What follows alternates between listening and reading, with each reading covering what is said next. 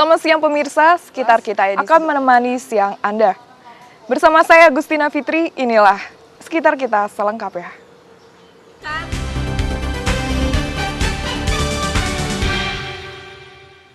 Masih bersama saya di sekitar kita. Di antara Anda pasti ada yang menyukai bidang fotografi dan ingin bergabung di sebuah komunitas. Nah, di sebelah saya sudah ada Wakil Ketua FOM MMTC yaitu Zulkifli. Selamat siang, Zul. Siang, Mbak. Sebelum kita berbicara banyak mengenai UKM FOM, mari kita lihat cuplikan berikut ini. Here I am waiting, I'll have to leave soon, why am I holding on? We knew this day would come, we knew it all along, how did it come so fast? This is our last night, but it's late, and I'm trying not to sleep, 'cause I know when I wake, I will have to slip away. And when the daylight comes, I'll have to go, but tonight I'm gonna hold you so close, 'cause in the daylight we'll be on our own, but tonight I need to hold you so close. Ooh, oh, ooh, oh, ooh,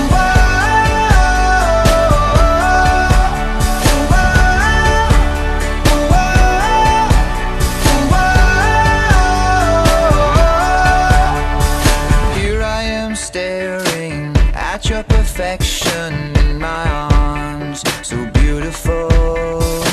The sky is getting bright, the stars are burning out. Somebody slow it down. This is Hello, my name is Rens. Hello, my name is Mary Lou.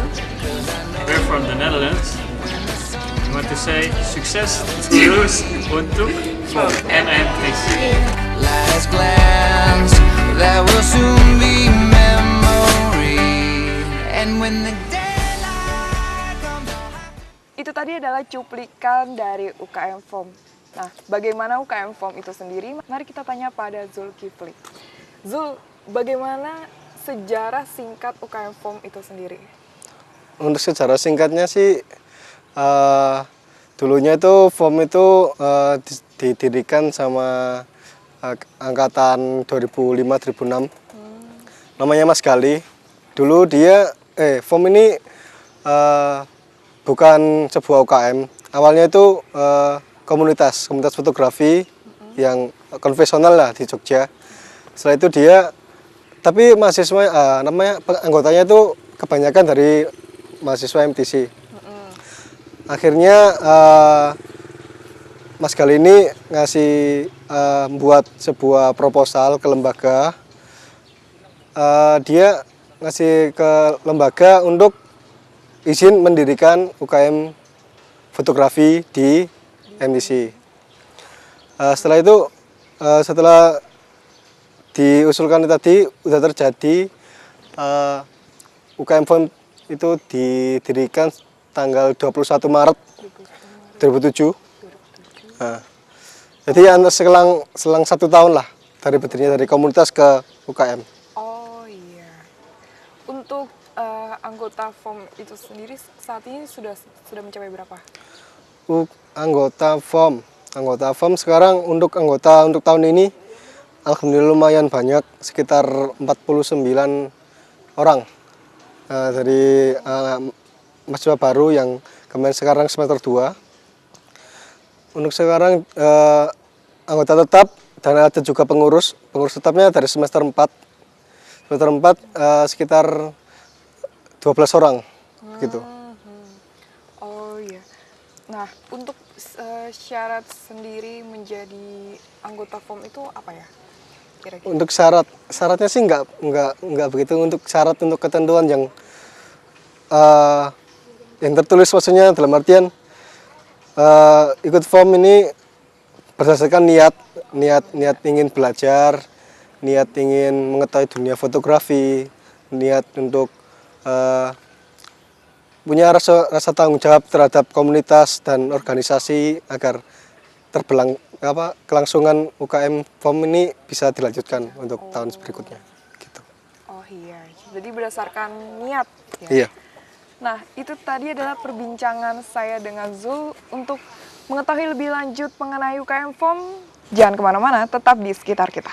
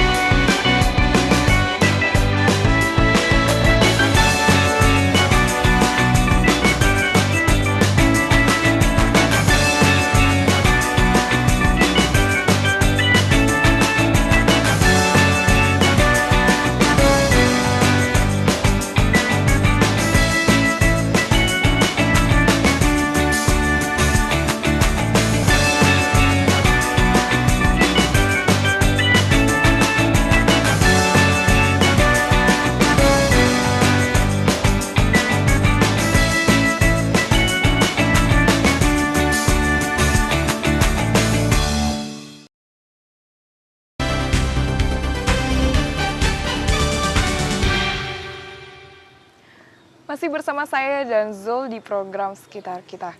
Nah, Zul, program FOM itu sendiri tuh apa aja sih kalau boleh tahu?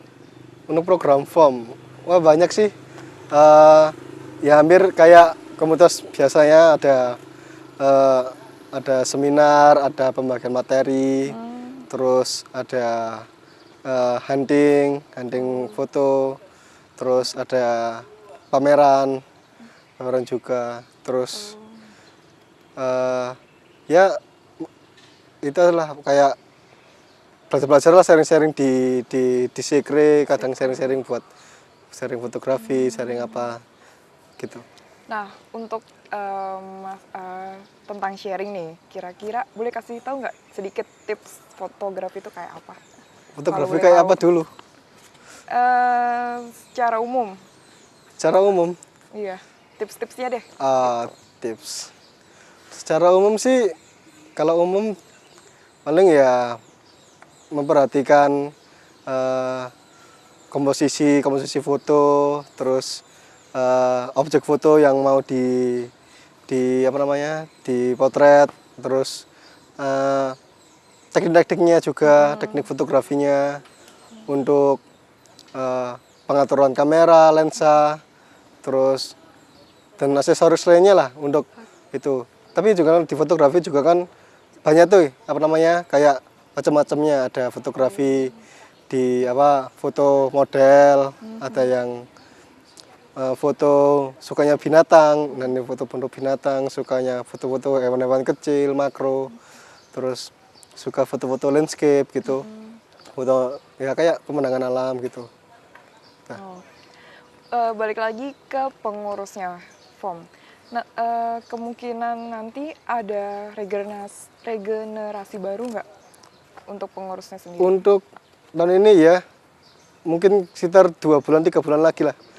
Ini soalnya kebetulan kami yang semester 4 ini pengurusnya ini kebetulan mau ke veterima kan agak berat, maksudnya tugas-tugas banyak, terus banyak kegiatan yang lain.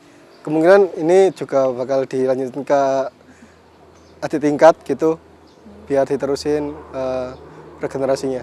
Oh Untuk pertemuan FOM sendiri itu berapa kali seminggu dan itu ngapain aja ya? Pertemuan FOM biasanya kita ketemunya hari Rabu, ngumpulnya Rabu habis pulang kuliah biasanya jam 4 sore gitu.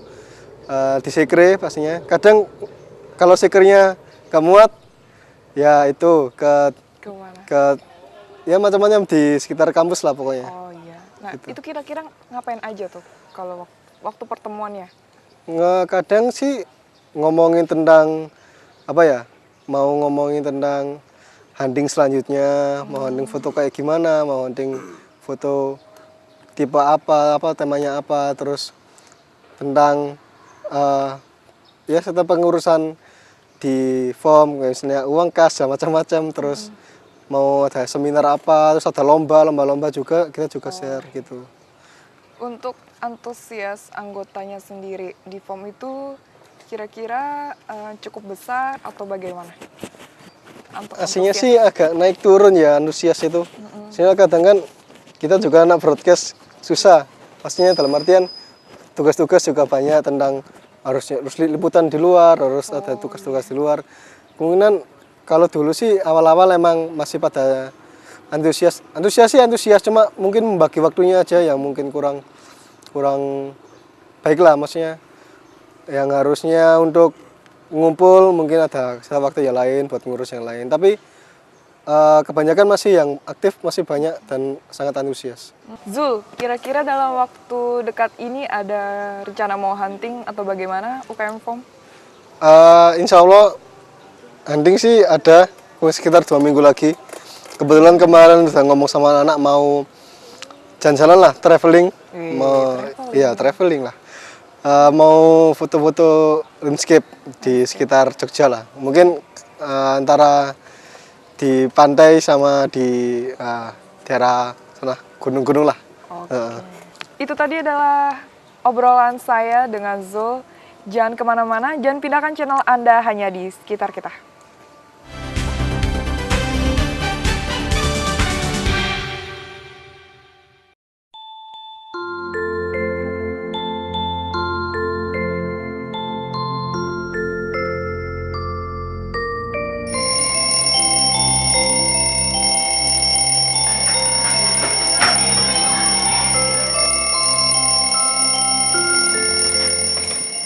Waduh!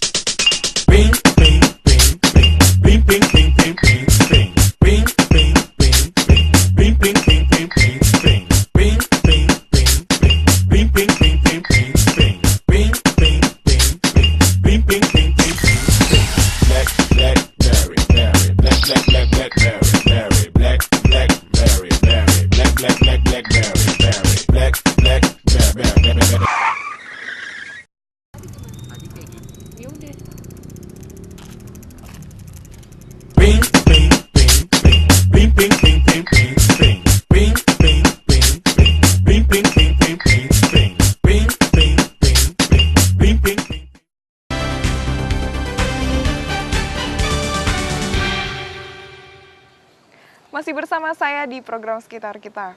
Zul, bagaimana sih cara mempublikasikan FOM itu sendiri? Untuk publikasi sih kita biasanya kita kerjasama UKM-UKM lain. Kita bisa lewat via Twitter, via Facebook juga, ada fanspage-nya juga, ada grup UKM-nya juga, di grup fotografi FOM di Facebook. Ada juga itu blog Untuk blognya juga ada blog. Ya kayak seperti itulah publikasi. Biasanya ya sama teman-teman UKM lain saling support lah. Oh ini ada acara di FOM, ini ada kegiatan apa, mereka share, jadi publikasinya lebih luas gitu. Sama aja gitu misalnya teman-teman UKM yang lain juga kalau misalnya butuh bantuan buat publikasi juga FOM juga bisa publikasikan gitu. Oh iya. Untuk prestasi sendiri, ada nggak sih prestasi yang FOM raih gitu? Kalau untuk prestasi secara komunitas sih nggak ada, kalau UKM nggak ada, masih belum ada lah. Tapi untuk teman-teman anggota itu udah banyak yang sering juara foto, ya terus ada juga yang jadi relawan fotografi gitu di itu inspirasi itu. Inspirasi. Ada juga yang ya beberapa jadi juri foto gitu. Nah, untuk harapan ke depan Zul sebagai wakil ketua FOM ini apa kira-kira? Harapan ke depan sih pengennya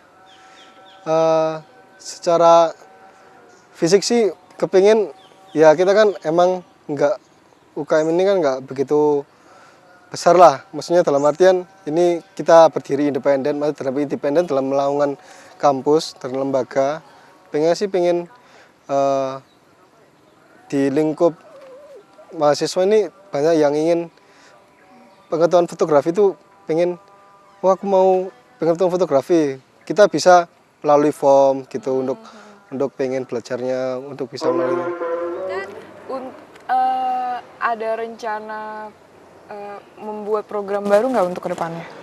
Untuk program baru sih ada sih beberapa. Jadi kita ini sebenarnya program ini pengennya udah lama. Jadi pengen jadi kita ini pengen buat kayak sebuah kayak seminar, tapi kita khusus untuk anak-anak, misalnya untuk pengetahuan fotografi untuk anak-anak kecil gitu. Terus pengen buat yang orang tua juga. Terus kebetulan kemarin juga ada inspirasi dari UKM lain tuh itu apa namanya seminar buat difabel gitu. Gitu. Seminar buat difabel. Terus pengen juga mau kayak ke apa namanya ke panti asuhan, mau bagi-bagi sesuatu buat ngurangin itulah, buat bagi sesama aja lah. Iya, semoga bisa terrealisasi ya. Amin. Nah, kali ini akan ada jurnalisme warga dari Santi. Berikut cuplikannya.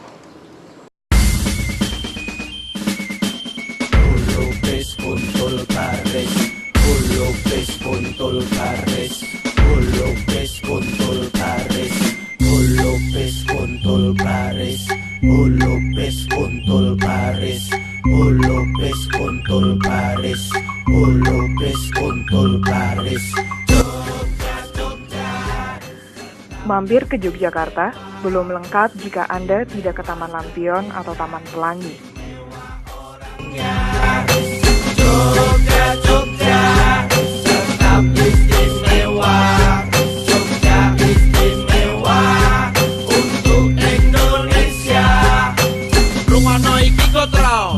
Yogyakarta, negeri paling penak, rasane koyo swarga, ora peduli donya dadi neraka.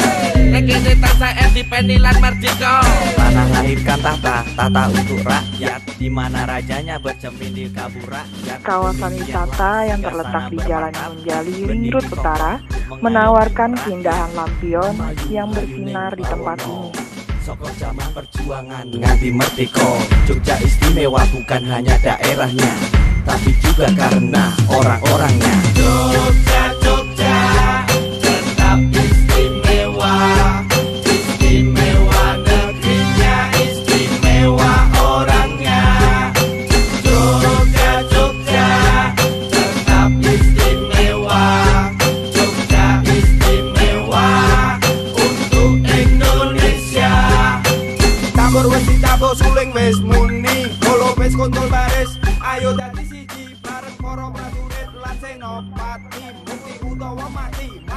Taman Lampion ini diresmikan pada tanggal 17 Desember 2011. taman penuh lampu lampion buka setiap hari pukul 5 sore hingga 11 malam.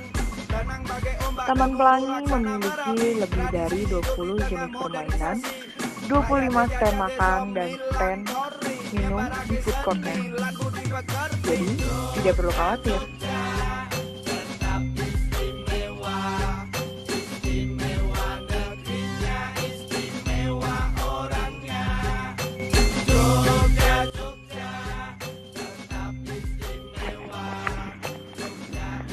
Belum lagi kios-kios dan warung-warung yang ada di sepanjang area parkir. Ada berbagai ratusan bentuk lampion warna-warni di sini. Mulai dari bentuk lampion tokoh kartun, kereta Cinderella, aneka benda antik, binatang, bahkan ada Tugu Jogja terbuat dari lampion yang terletak di dekat pintu masuk barat. Namun, sangat disayangkan, di Taman Pelangi ini sudah ada beberapa lampion yang rusak. Mungkin terkena hujan dan panas setiap hari.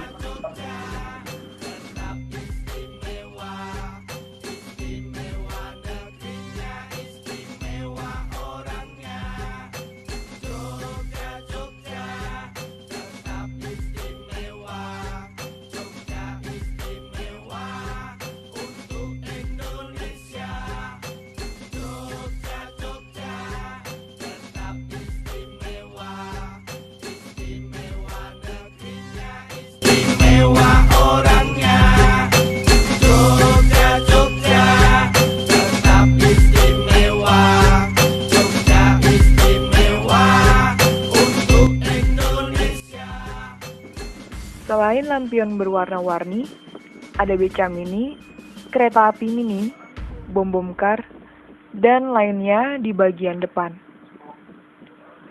Kalau Anda ingin masuk lebih ke dalam lagi, Anda akan menemui perahu karet sampai skuter. Untuk masuk, cukup bayar Rp15.000 per orang pada hari Jumat sampai hari Minggu dan Rp10.000 untuk hari Senin sampai Kamis. Dan untuk rombongan akan mendapat diskon 30%. Untuk mengunjunginya lebih baik setelah senja. Ketika lampion warna-warni mengelilingi anggunnya bangunan Monumen Jogja Kembali ini mulai menyala.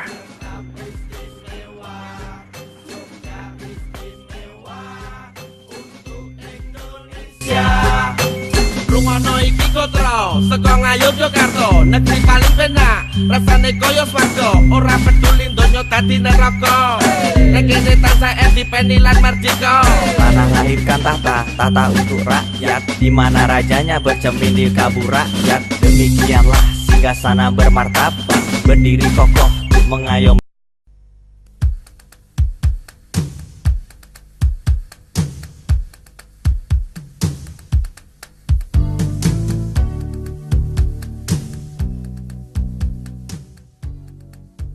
Jogja merupakan kota yang kaya akan objek wisata, mulai dari wisata pantai, wisata alam, hingga wisata budaya.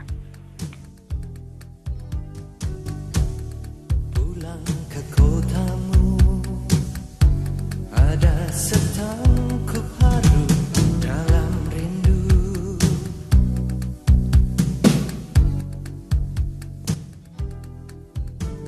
Salah satu objek wisata yang terkenal di kota ini adalah wisata Alun-Alun Kidul Jogja.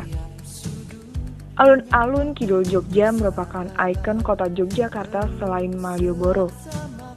Dulu, tempat ini adalah peninggalan dari Kerajaan Yogyakarta dan sekarang sudah menjadi tempat wisata bagi para penduduk Jogja dan wisatawan. Berikut sekilas mengenai wisata di Alun-Alun Kidul Jogja. Sana Jogja,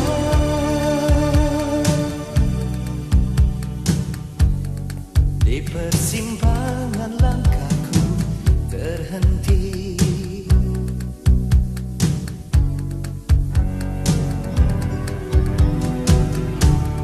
Ramai kaki lima menjajakan sajian khas berselera. Orang duduk bersama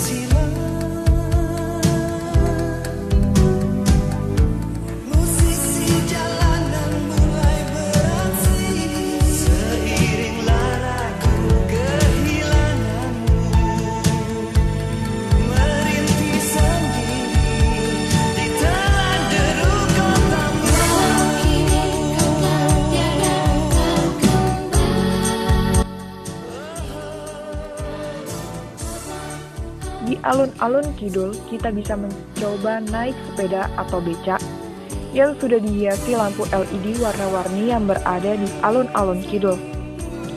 Tentunya, hanya pada malam hari beca atau sepeda lampu itu tersedia. Transportasi ini biasanya muncul ketika sore hari, sekitar pukul 5 sore hingga jam 12 malam. Para pemilik odong-odong atau becak berjejer di pinggir alun-alun menawarkan jasa transportasi ini.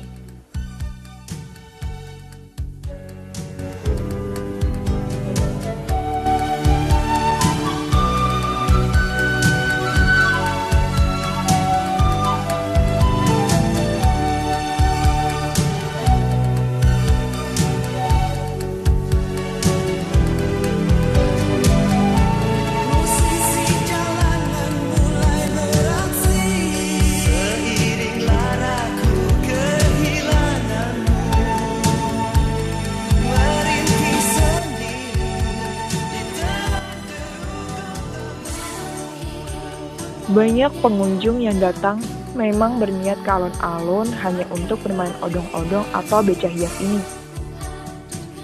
Apabila pengunjung tidak bisa mengendarai odong-odong atau beca sendiri, pengunjung dapat meminta tolong kepada sang pemilik odong-odong atau beca tersebut dan tidak dikenakan tarif.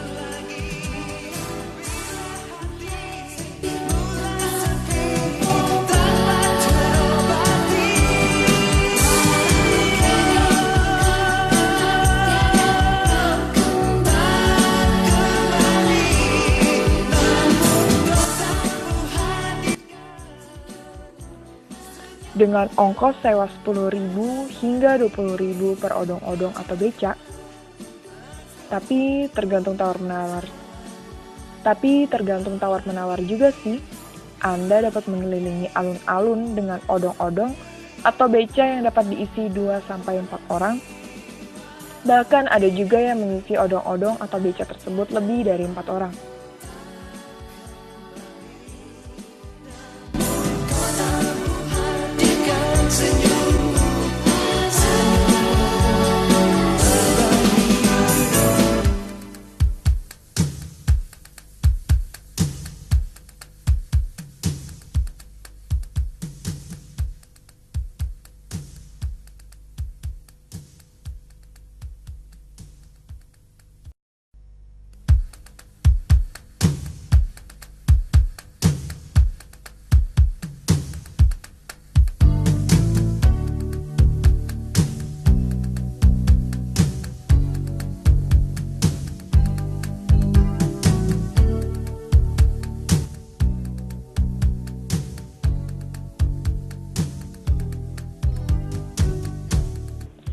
Nikmati indahnya alun-alun di malam hari, beramai-ramai dengan menyayu, dengan odong-odong atau beca hias yang tarifnya relatif murah.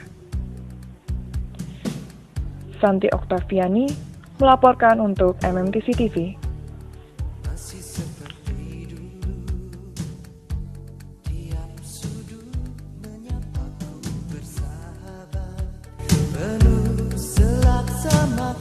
Nah, itu tadi adalah jurnalisme warga dari salah satu warga di Jogja.